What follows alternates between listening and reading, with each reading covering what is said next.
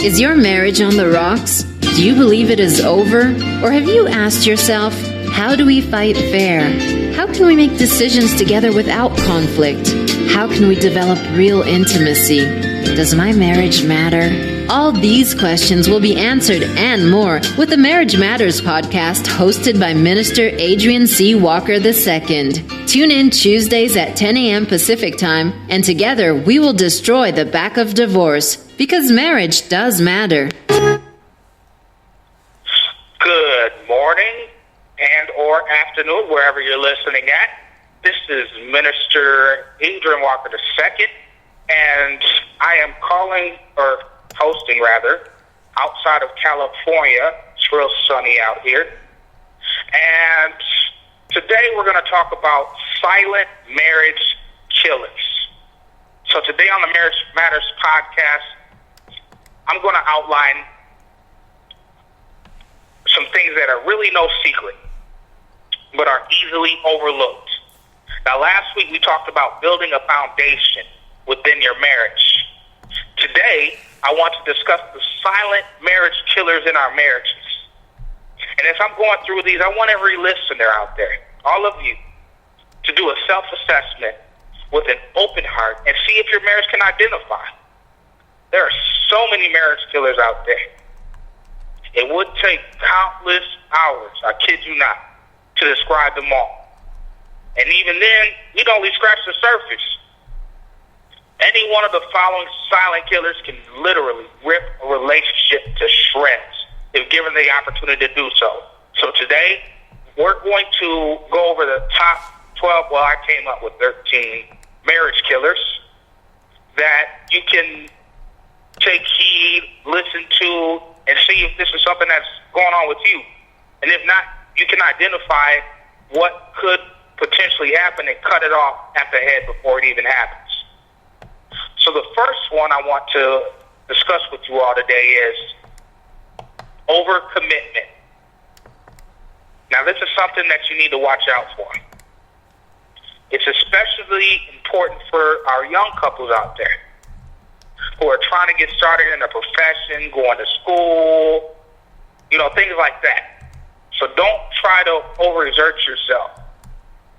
Sometimes you want to try and go to college, be overambitious, work full time, have a baby, manage a toddler, fix up a house, and even start a business all at the same time.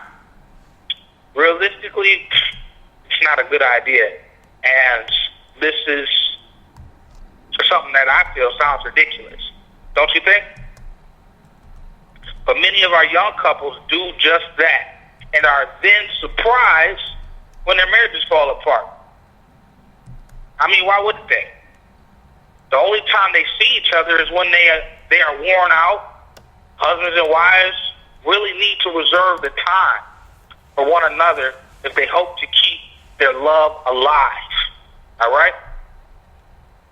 Now, the next one is a real big hot button issue, not a surprise to many, which is finances. Even conflict over money, credit, things like that. So I want to point out with that, whether married for 5 weeks or many years, everyone has their own money personality, okay? You have your own personality with money. So don't try to change them. Doesn't work. Do not force the change.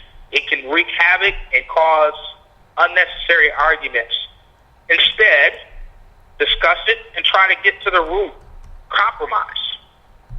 Pay cash for consumable items or don't buy. Don't spend more on a house or car than you can really afford, also known as living beyond your means. Leaving too few resources for things that are needed, like dating, date night, short trips, babysitters, things like that. So please allocate your funds with the wisdom of Solomon. All right, the next thing are bad relationships with your in-laws. This is another big one. Not everyone sees eye to eye with the other partner's your in-laws. It's just a fact. So if either the husband or wife has not been fully emancipated from the parents, it's best not to live near them. I'm going to repeat that again. It is best not to live near your in-laws. You haven't fully detached from them. And I can tell you firsthand, in my previous marriage, in my young adolescence, I played a part in killing my marriage. I was a mama's boy. I really was. And, it doesn't play out really good in the end. So autonomy is difficult for some mothers and fathers to grant. And close proximity is built for trouble. Guaranteed. Matthew 19:5 says, and said, for this cause shall a man leave father and mother, and shall cleave to his wife, and they two shall be one flesh. So fellas, you can't cleave to your wife if you're hanging on to your mother for dear life. Trust me, I know. Now, I could go deeper into that, but for the sake of time, we'll move to the next one. Selfishness. Now, sometimes we don't want to admit it, but truly, like I said before in the beginning, do a self-assessment with an open heart and mind. See, there's two kinds of people in the world. There's givers and takers. A marriage between two givers can be a very beautiful thing. Friction is inevitable for a giver and a taker. It just doesn't mix. But two takers can claw at each other to pieces within a period of weeks. So selfishness will devastate marital partners in short order. In a marriage, it should be give, give. Another thing, unrealistic expectations. Now, I know a lot of us have seen the reality shows and things like that, or movies, all the glitz, glamours, unicorns, and rainbows. Well, what happens after you say I do? You have the wedding, the dog and pony show, but you have these expectations. Some couples come into marriage anticipating a 24/7 movie-like romance, pieces and cream, walks down the beach holding hands and skipping all day like dee-dee-dee-dee-dee. There is no way a marriage between two imperfect human beings can deliver on that expectation. I'm telling you right now. As said by Jean Lush, this romantic illusion is particularly characteristic of American women who expect more from their husbands than they are capable of providing.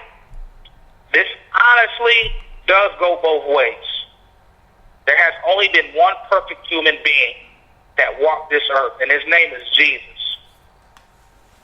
So stop expecting your spouse or your marriage to be some sort of fairy tale. No one is perfect. Now, all right, y'all. Before we go to break, one of our listeners has a question out there. They hail from ATL. And when we come back, I will answer that question. So Mark Wingo of Wingo Economics asks, what is the one thing that could be kept a secret that can be a marriage killer?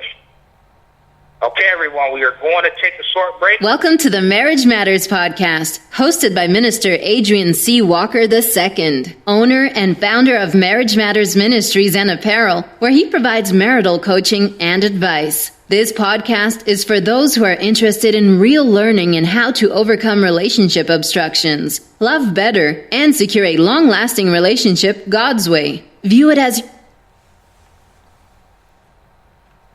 All right. Welcome back to the Marriage Podcast. Now, today, we have been discussing silent marriage killers. Before the break, I left you with a question, and I want to see if you guys came up with a similar answer. And this came from one of our listeners, Mark Wingo in ATL, Wingo Economics.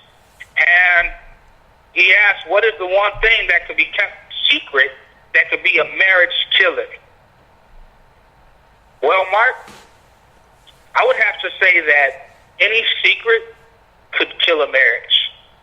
Not really just one, but any secret could potentially kill a marriage. My golden rule is this. If you have to hide it, then you shouldn't be doing it. Secrets fester lies. Lying's a sin. The wages of sin is death.